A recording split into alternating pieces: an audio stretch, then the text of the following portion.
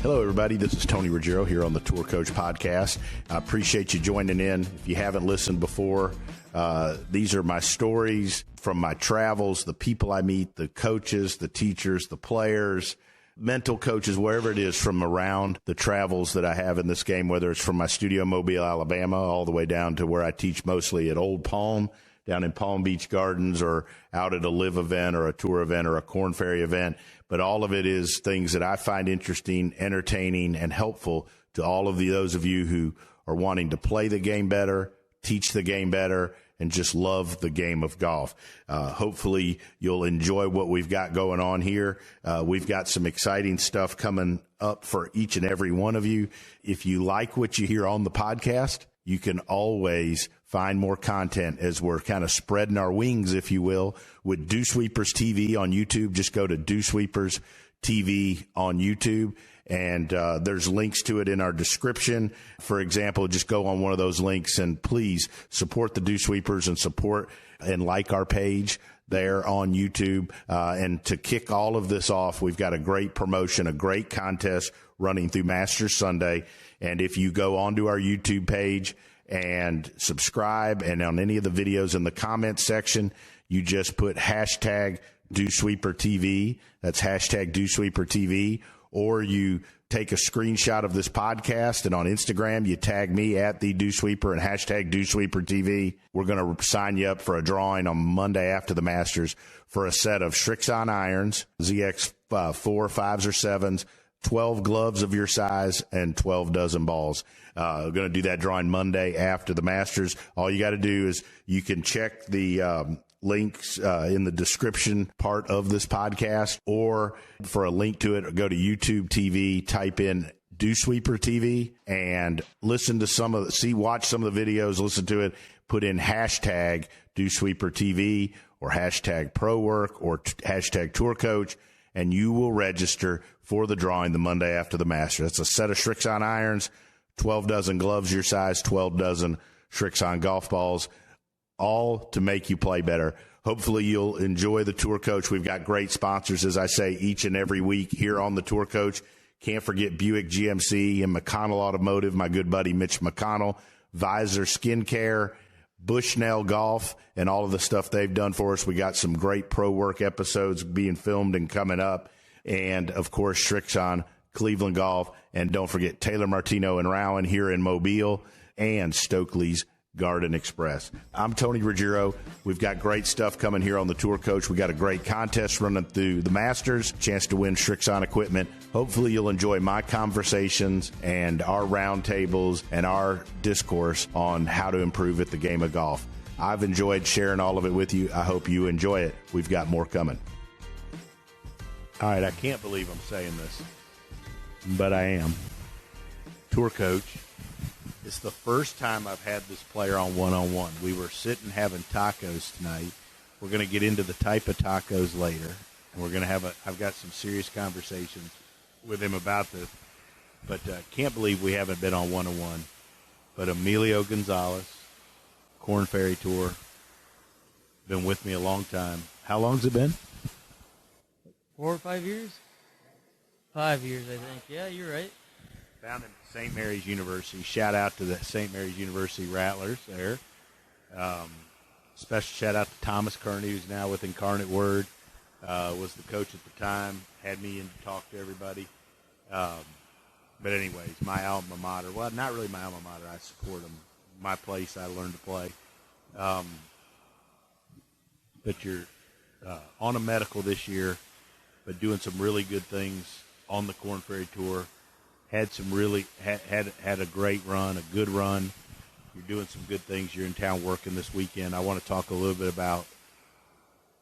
I just want to talk about what you think has bred success, and also, like, to me, this will sound hokey, but like you're the happiest I've ever seen you working on your golf game. And I don't know that enough people put a value in that, about being happy working on it. And then we're going to get to tacos and hard shells versus soft shells, but that's the end of the show. Tell me, all right, so let's start with that. What's the difference? Yeah, that's cool that you bring that up as a first point to talk about in this podcast, because I mean, we could talk about this for a long time, but just to kind of simplify it, it's been, yeah, I mean, eye-opening, because I started off the year in a really bad place, just because I was putting a lot of pressure on myself and just focusing so much, and nothing really mattered but results, because I'm still in a medical category, and nothing's guaranteed, but like, the only thing I cared about is results, and nothing was making me satisfied or happy in my entire life, where my results in my golf game were just depending on everything. And that's not a good place. No, oh hell no, it's not fun to be there. And fortunately, I seek the right help, and I did it the right way. But talk a little bit about that. Yeah, I mean, last year to this year, I think I've been doing the exact same things. Like, I'm working on the same things in my golf swing, and my putting, and my chipping. And I mean, I can't tell you if there's really much difference there now to back then.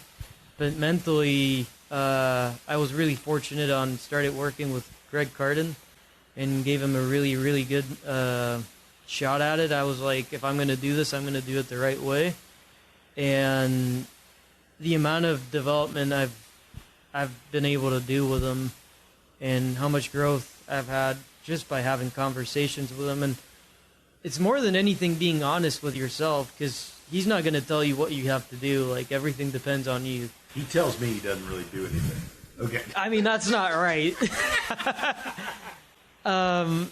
It's more about him. He helps you really think outside the box and also see things with clarity, and take ownership of yourself, because if you really do things the right way with them, there won't be bullshit around it. You're just gonna see into a mirror and really think, okay, like, am I really doing things the right way? Why am I doing it this way or that way? Like, it's just been really cool to see more than anything. Just because, I mean, it's not only about because I've played better, but like the way I feel in a golf course and how much enjoyment has come back to me just playing golf. It's unbelievable, and that's great. You said to me, I'll never forget, it was, I don't know, a few months ago, I was standing in my studio in Mobile, and we were having a talk, and you said, I don't know that I want to play golf anymore. Yeah. I said, what the? I mean, and I'm just not happy. Yeah. I'm miserable whether I play good or bad. And we had a long talk, and I said, like, hey, I think that's outside my realm. Yeah. Although I delve into it, and me and you've had some plenty of serious talks as friends. You're a student, but you're a friend now. We've been friends a long time. And I think the first step for you becoming the player that you're about to become and that you're on the road to become was that you admitted that how you played affected how you felt about yourself. Yeah. And that results affected that. Yeah. And I think that's a big step. But what I want you to elaborate on, if you don't mind, because I think it's big, and there's so many coaches out there, and we all have access to mental coaches, and obviously everybody listens to this knows Greg's a buddy of mine. We've been together with so many players, like he did so much good with Smiley and with Lucas and whatever, and he's a great guy. I mean, he's one of my favorite people. But, like, one talk doesn't fix everything. And then the fact that even when things are going good, you still need to continue it. And I played a teeny part in this, and I said, hey, I urge you to give it some time and to really do it and talk to him regular. Talk about that, and how was that different, and what's it done? Yeah. Well, we're being a little janky because I only brought one microphone, so we're going back and forth. That's why it doesn't sound good. Yeah, I mean, I guess the best way to answer that is with Greg, the first thing I said to him was, hey, like, I want to do this, but I want to do it right. I don't want to just talk to you when I'm not feeling. I want to talk to you just constantly, just so I'm aware of where I'm at, and yeah, just to be okay with no matter what comes my way, and be as prepared as possible for that. But yeah, I think the thing that I learned the most out of last year, I didn't play very well, being a rookie out of the Korn Ferry Tour. Yeah, is that I only seek for help whenever I thought things were wrong or getting off track, and whenever you get there, it's Don't usually... you think you do the same thing in your golf swing? Yeah, 100%. I did. I mean, for months, I would tell you, dude, I'm hitting it great. I'm just not scoring. Yeah, I'm really close, but then things would just start fading away a little more and a little more. And then out of a sudden, I would just be in trouble, and I would be, hey, T, I really got to go see. Like, yeah. I'm hitting it terrible, you know? And same thing with your putting, or in this scenario, for me, it was my mental side of things. And I realized, okay, if I'm going to do this, it's going to be right. And yeah, I mean, I just found myself a lot in that situation where it felt good for a couple weeks, and then I wouldn't keep doing what I had to do to stay in that place. And I paid the consequences for it, you know? Yeah, I mean, it's hard to really describe it another way, but it's just, yeah, the best way to say it, I guess, is I've been very disciplined, especially start of the year to now, is with being constant and consistent with the work I'm doing in every aspect of my game. Whether it's going out to practice or whatever I'm doing in the gym, or if I'm going to be doing the stuff that I'm working on with Greg, it doesn't matter, but like I have to be constant and consistent with it, because if not, like I'm not giving 100% of my effort, and also I feel like I'm not getting everything out of my own golf game if I'm not doing that. One of the things I'd like to touch on, well, you've touched on it, is I think where areas where you've grown, and this podcast is kind of going in different directions every second, but I've always been able to be direct with you, yeah. Right? You mentioned that over tacos, soft shell. And sometimes I've told you things you didn't necessarily want to hear. Yeah. But I've always believed you've got the ability to be a top 50 player in the world from your skill set and just how I know you. But one of the things I've stressed to you is, like, you've got to, is the ability to stay committed and focused on the things you need to do. And very few people are willing to do it. Very few people want to do it. But we've stayed focused on the same basic 2 or 3 things for basically a couple years now. Yeah. And you've been okay doing that. Yeah, we were just joking about that while we were working on this afternoon, working in Old Palm. That you're pretty much just giving me different medicine for my symptoms. Like, I'm dealing with the same stuff that we've been working on for the last couple years, like you said.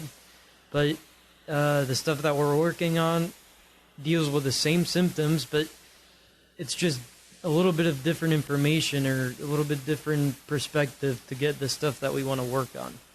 And, you know, it's definitely, I was telling you, and I feel with a lot of peace whenever I work with you now, because I don't go and rant, or even if I don't perform well for a couple weeks, like, I don't go search for stuff and like, this isn't working. What do I have to do to really start playing better again? I'm in a really fortunate place right now where just taking ownership, and I have full, and I don't want to say control, it's more of a very open perspective of seeing things with clarity, and I can solve problems that way. And from there, I can just kind of tick boxes from there. And if I'm doing everything I can to get better every day, like, we play already a hard enough game. Like, there's no reason to make it harder, right?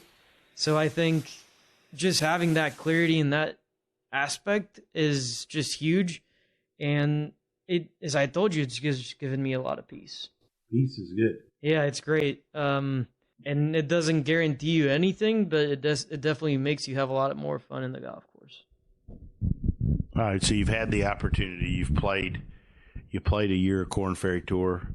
You've played a bunch of golf on the Mexican Tour down there, which I thought has been fantastic for you. On a side note, and you and I talked a little bit at this dinner, and I've been fortunate enough to be around some of the live stuff, but I think golf globally is getting stronger and better every year, right? And I think that, tours like the Mexican Tour are benefiting from it. I think it's a fantastic way. We just heard from our boy Will McFadden, signed up for a Canadian Tour and so forth. So, there's more good golf all around the world. But what did you learn about what it takes to be successful from the players you watch? You played with the guys that played great last year, and you and some of your friends played great. And take a guy like Wilson Furr, right? Yeah. Who I think the world of Wilson, just an all-around great dude. From watching their success, what did you take from that? Did you look at people that had success and say, hey, I could get a little better at this? Or did you say, I don't watch that? I mean, what did you do from the friends, people you knew that had success, got their cards? Did you look at that and take stuff for yourself, or how did you evaluate it? Yeah, I guess you used a pretty good example. I'm good friends with Wilson. And Wilson had a really good, especially second half of the year.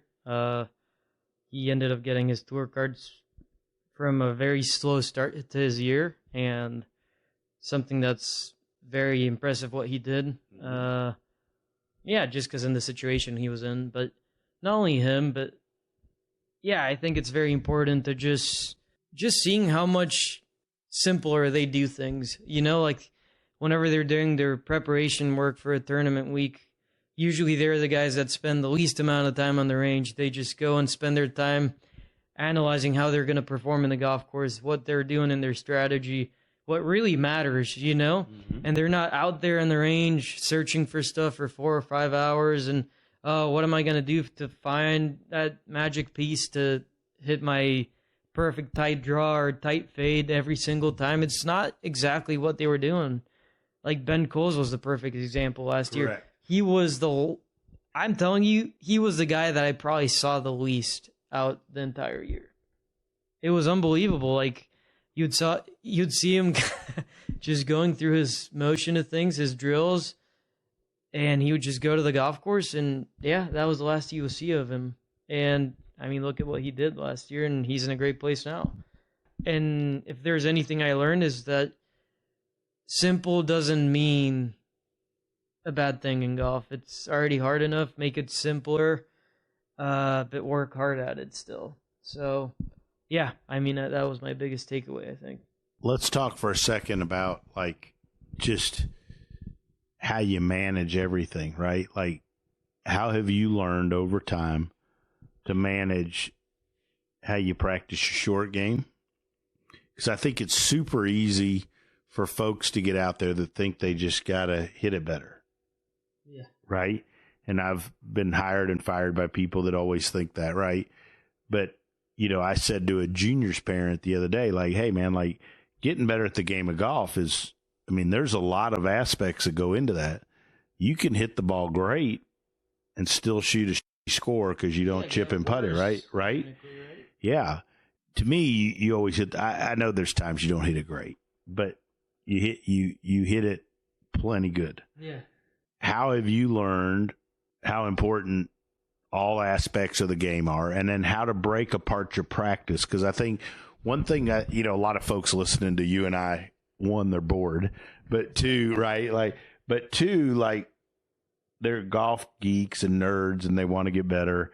But how have you learned how to practice? Because I watch you and I, we're standing out there at the tee at Old Palm today, and we're hitting some balls and looking down the range. I'm looking at people, and they're just all whacking 5 irons and 7 irons as hard as they can. And right, the practice holes are empty. Nobody chip. How have you learned how to separate your practice. What do you do with, like, what's a good day of practice for you as you approach?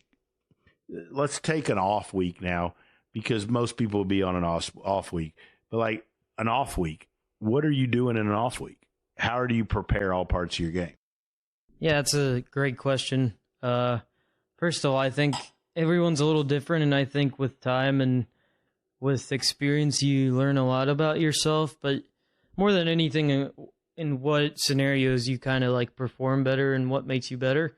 But at least for me, I figured that I can do a certain amount of time at like block practice and performance practice, and then from there I just go and play games at the golf course. It could be 9 holes, and I've been really good about like developing games just to keep me very engaged and involved in what I'm trying to accomplish every day in the golf course. But just in a straight up day, doesn't matter what day it is. Let's say I start off my day, I always just kind of go through the motion of things. I always start my day going to the gym and going through my workout, making sure I get my body moving right, and more than anything, staying injury free. And yeah, start that way every single day. And then from there, I go to the golf course. I always make sure I go through my putting block practice. I always like to do some short putting, performance drill, then a mid-range putting, and then a lag putting. It usually takes me around an hour to go through everything. And then I go to the chipping green, do the exact same stuff, block practice, and then performance. And then range, same thing. I never, ever, ever hit more than 100 balls in the range. Wow. Ever. Hold on, I got to grab the mic. So I watch folks, and I watch college players, junior players. I had this guy in at Obama. He's a member, Mitch. Not saying any names, Mitch, though, right? And he rifled through balls faster than, it's like a Pez dispenser. They're coming out, right? And when I'm teaching, you know this from my teaching, I control the ball count a lot, right? Like I'll step on the ball. I'll keep a golf ball in my pocket and throw it out. Like, I think it's important thinking, taking time, having an intent when you do what you're doing. Mm-hmm. Talk about the intent you have with each ball when you're practicing. Yeah. Yeah, I remember I mean, obviously I learned this with you through time, but yeah, I actually have my number. I never exceed 120 golf balls. Ever. That's my number. Yeah. You count them out? Yeah. No, I always separate them out every single day. I never go over 120. Spanish? That's a great question. I don't know the answer to that. Well, I guess that doesn't matter, but only because we've known each other forever. Yeah. Yeah, I always separate it in blocks of 20. First block. That. Yeah. Take us through. What are your blocks? Yeah. First 20 golf balls. I'm already warmed up by then because I always do putting and then chipping. And chipping, whenever you're hitting shots out of the rough and the bunker, you kind of you warm up. And yep, I'm ready to go and just do my drills in the range and everything I'm trying to work on. And then from there, first 20 golf balls, I go through my drills of my backswing work. Mm-hmm. Perfect. That takes me. What are you working on in your backswing? It's just kind of like how stable I get the club face on the way back, making sure I load my trunk properly, and making sure I have my lower body stable as well with a band around my knees. And that's my main focus. And then the next 20 golf balls, it's the opposite. I go through my follow through and my downswing, making sure like I'm kind of like releasing my chest and my head through the golf ball properly, just having a good feel for that. And then the next 20 golf balls, I get rid of all the technical stuff, and I separate those. It's 21 golf balls in that one. Technically, it's one more, but it's in little stacks of 3. So my first stack of 3 balls, I hit a draw, a fade, and a straight ball to one target. And then I do that same thing in the next stack of 3, but with a mid-flight shot with the same club, just with the taking distance off, making sure I can do that while taking some number off. And then I go to another club, and then, yeah, I think the last club I always hit is a 7-wood, hitting that shot, because past that, I'm never really trying to really get too picky at the shot I'm trying to hit. I guess what I'm trying to say, I hit more of my stock shot whenever I get so far away from the hole. I got a question. How do you practice the driver? You're a phenomenal driver of the golf ball.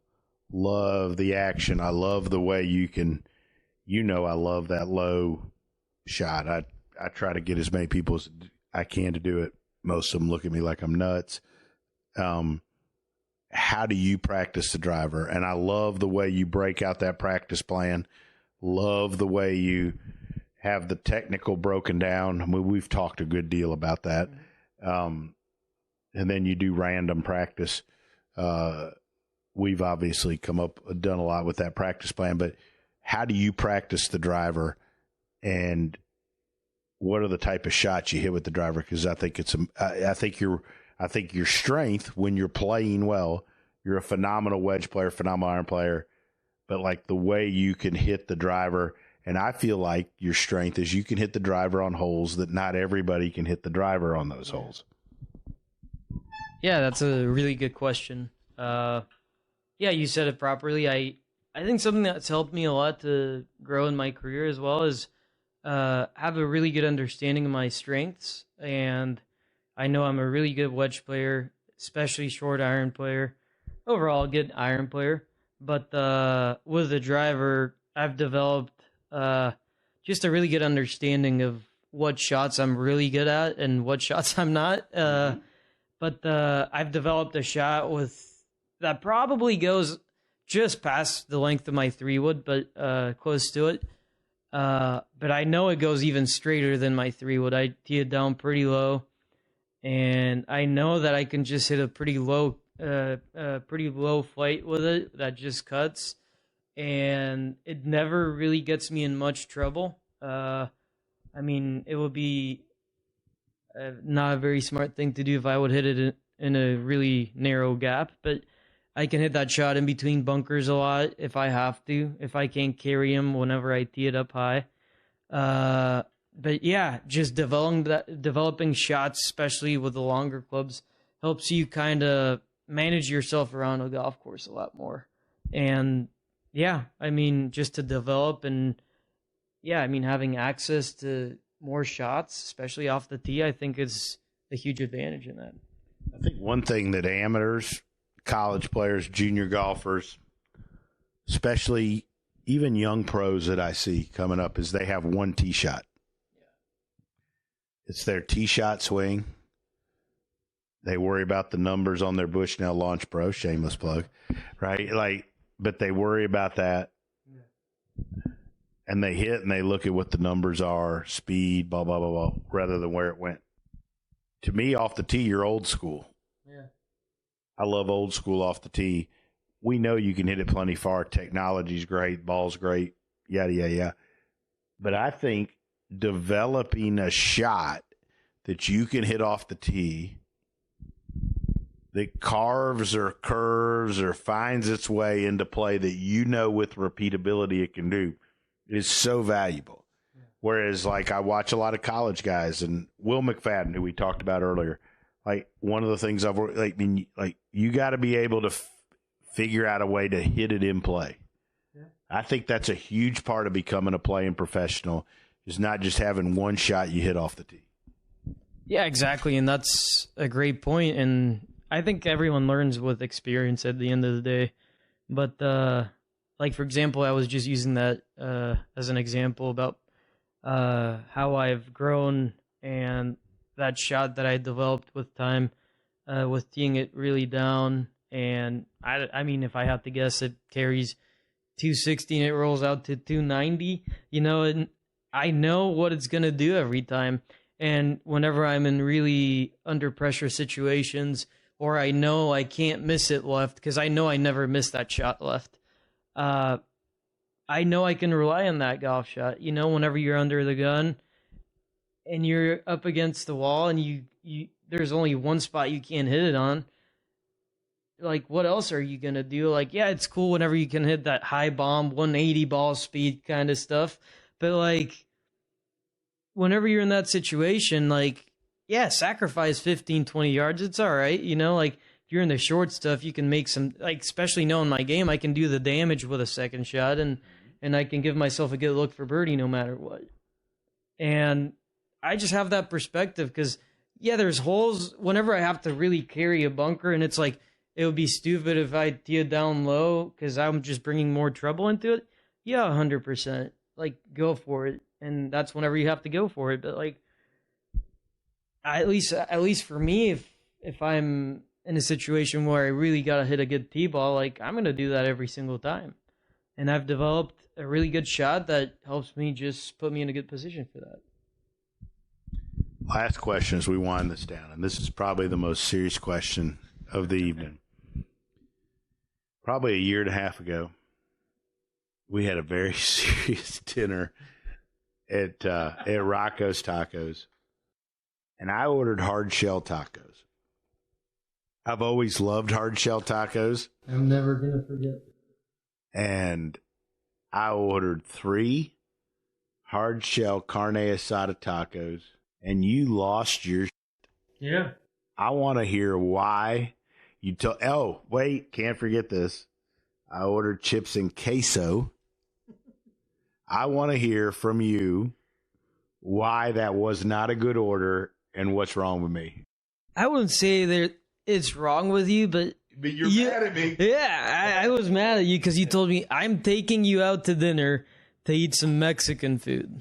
I was like, okay, great. Like, we're going to go eat some authentic Mexican food. So we go out, and he, as he already spoke about it, he gets that order. And I don't think I've ever been as pissed off at you as I've ever was that time.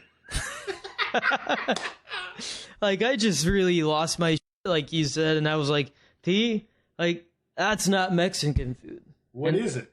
Well, I already explained it, but, like, hard shell tacos is not a thing back home. Like, how am I supposed to know that? Okay, I've told you plenty. I've never been back home. I've told you plenty of times. There's 2 things that is not part of Mexican food. It's more of a Tex-Mex culture. But, like, hard shell is one of them, and queso. And you got both of them in the same night. So how am I not going to get pissed off at you? It's lucky we survived. Yeah, that is right. Well, I'll say this. Tonight, kind of everything came full circle as we're going to tape this. You're staying here at the new crib. You like the new crib? Yeah, it's sweet. I like it a lot. Yeah, 706 Club Drive here in PGA, right down here in Palm Beach Gardens, the home of the Dew Sweepers. Went back to Rocco's. I can't say go back to. I go to Rocco's all the time. Sat there with Smiley a week ago. And I ordered the same basic order I ordered then, but with flour tortillas. I feel like I've grown as a human since then. Oh. Emilio, first of all, thanks for the 4 years plus of friendship and of trust and letting me help guide you. But man, I'm looking forward to the future, and I can't possibly thank you for how much you mean to me and for the trust you have in me, and I'm looking forward to watching the future. No, if there's anyone that should thank you, is me. So thanks, Steve. Appreciate everything. Hi, this is Tony Ruggiero. And look, recently, several teachers I know and several players have had some scares with skin cancer. In fact, I recently went and saw a dermatologist here in town, and I had a couple things frozen off, eyelid, my face, my earlobe, and not getting any younger. And I know it's getting to that time of the season where it's cooler, but look, being in the sun is a real deal, and I've not been very good, to be totally honest, my whole career at using it at all because I didn't like how greasy it was, how hard it was to get off your hands, how it clogged up my pores. And then I found this sunscreen, Visor Skincare. It's clear. It goes on. It doesn't dry you out. It isn't greasy. It's like you didn't put anything on. By far, it's the best sunscreen I've ever used. Without a doubt, is the easiest to use. And we've got a discount code for all of you. All you have to do is go to VisorSkincare.com is use our code word DewSweeper. VisorSkincare.com, code word DewSweeper. I just want to remind everybody something that I forgot. Recently, a couple weeks ago, my wife and I went out. We went to a wedding, and afterwards with some friends, we were like, hey, where's a great place to go? I'll be honest, like, in my travels and day-to-day, sometimes I get caught up and I forget some of the great places right around the corner. But I got to remind you about the Icebox Bar on 755 Monroe Street. I was blown away by just the whole vibe, the atmosphere, and with the Velvet Pig, the food in the back room and the big screen TVs up front. We sat there and watched some playoff games. I was blown away by the atmosphere, the vibe, and just how cool it was to have the Icebox Bar right here near the Dew Sweepers downtown, near where I live. You're looking for a great place to go sit, watch some games, hang out, play some pool. You got to go to the Icebox Bar right there on Monroe Street. There's a good chance you'll see all of us hanging out. But do yourself a favor, go visit the Icebox. It's one of the best places out there.